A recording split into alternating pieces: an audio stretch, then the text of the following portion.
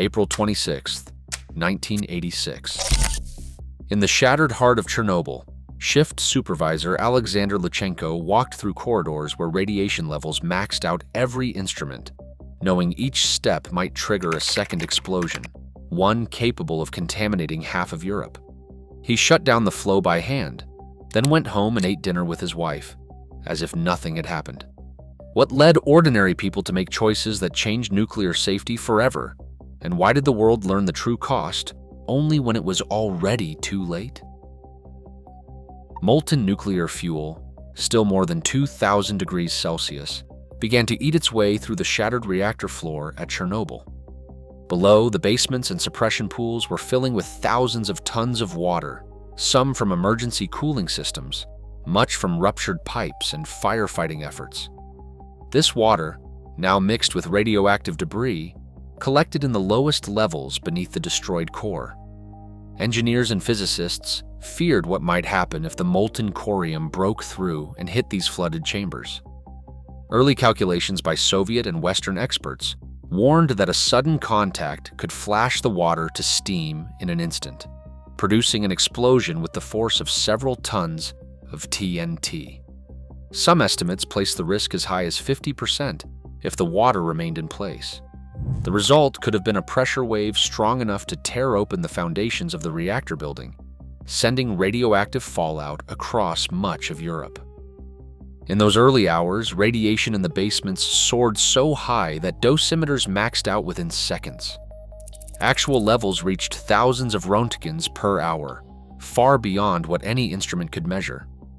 The only way to stop the threat was to halt the flow of water and drain what remained, but the controls were deep inside the most contaminated parts of the plant. Every minute that water continued to pour in, the risk of a second, even more devastating explosion grew.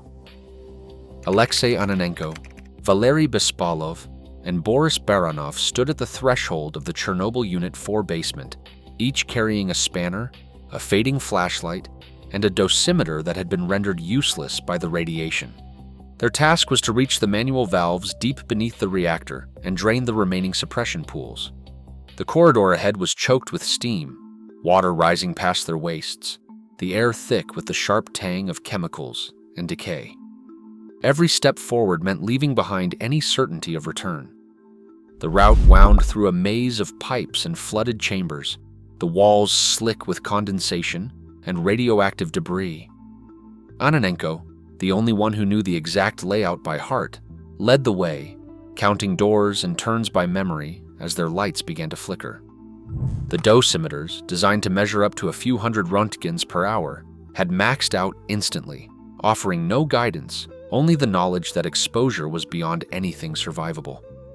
They reached the valves, submerged and stiff from years of disuse.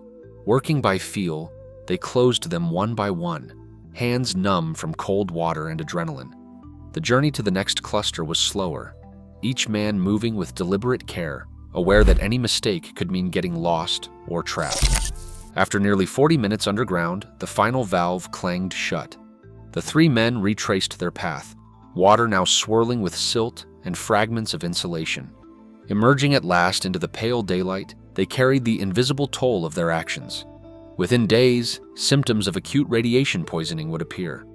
Ananenko survived, but Baranov and Bespalov would both die within years from complications linked to their exposure. Their intervention drained the last of the water, cutting off the threat of a second catastrophic explosion. In the quiet hours of August 21, 1945, Harry Daghlian worked alone in an isolated laboratory at Los Alamos. He was 24 years old, a physicist surrounded by the urgency and secrecy of the Manhattan Project. On his table sat a 6.2 kilogram plutonium core, later infamous as the Demon Core. Daghlian's experiment was simple in concept, deadly in practice. He stacked heavy tungsten carbide bricks around the core, each one reflecting neutrons back, pushing the assembly closer to criticality. The difference between a controlled test and disaster was measured in inches, sometimes less. With no one else present, Daghlian reached for another brick. It slipped from his hand, landing squarely atop the core. In that instant, the core went supercritical. A burst of blue light, Cherenkov radiation flashed through the room as a torrent of neutrons flooded the space. Daglian reacted immediately, swiping the brick away with his bare hand, halting the reaction after only seconds. But the damage was done. His hand began to swell within hours, the skin blistering and turning dark. Over the next days, tissue death set in, and the effects of acute radiation sickness ravaged his body.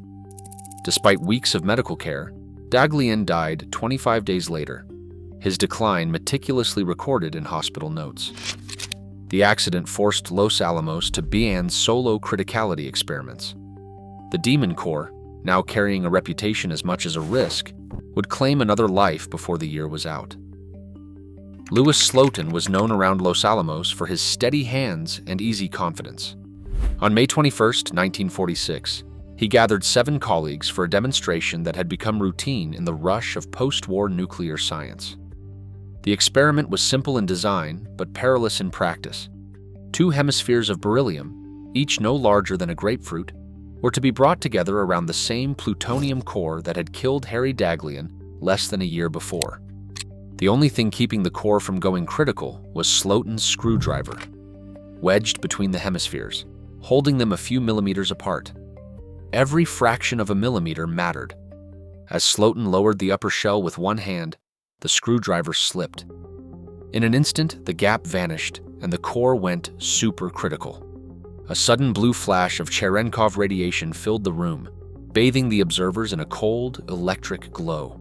Slotin reacted without hesitation, flipping the upper shell away with his bare hand. The reaction stopped, but the damage was done. The 7 others in the room received significant but survivable doses. Slotin, closest to the core, absorbed more than twice the fatal threshold, later estimated at over 16 sieverts. He began to feel the effects within minutes: nausea, a burning sensation, a metallic taste. Over the next 9 days, he documented his own decline as his organs failed and his body broke down from the inside. Slotin died on May 30th, 1946. His final act spared the lives of everyone else present. The Department of Energy responded by permanently banning all manual criticality experiments, ending the era of hands-on demonstrations with the Demon Corps. Cecil Kelly started his morning as he had countless times before, overseeing the transfer and mixing of plutonium solutions at Los Alamos. The routine called for extreme caution, but the process itself was supposed to be predictable. Records from the previous day showed the tank should have contained only a trace amount of plutonium, no more than 0.09 grams per liter. In reality, a silent error had crept in. An unnoticed mislabeling during transfers meant the actual concentration had soared to over 18 grams per liter, more than 200 times the safe limit. No alarms sounded, and no visual cues betrayed the danger as Kelly prepared the solution for mixing. The tank, a vertical steel cylinder designed for low concentration work, was now a hidden hazard. As Kelly activated the mixer, currents began to swirl, drawing the dense plutonium solution toward the center. The chemistry was invisible, the risk entirely masked by the routine. No one in the control room or nearby labs suspected that a criticality accident was just seconds away. In that moment, the difference between safety and catastrophe lay hidden in the numbers, a concentration error waiting to reveal itself the instant the mixing began. A sudden, piercing alarm shattered the quiet of the Los Alamos laboratory. In 0.02 of a second, the mixing tank holding Cecil Kelly's plutonium solution went critical.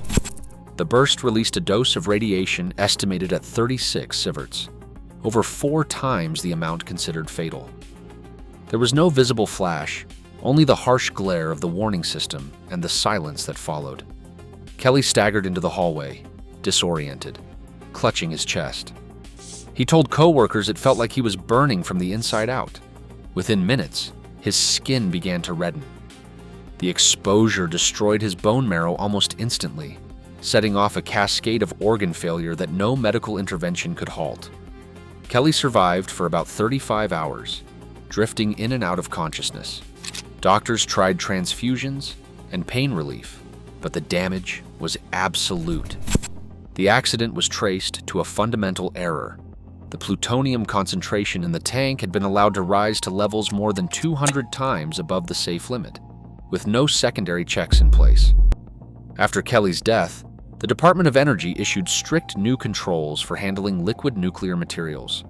Tanks were fitted with automatic monitors, and manual mixing was banned.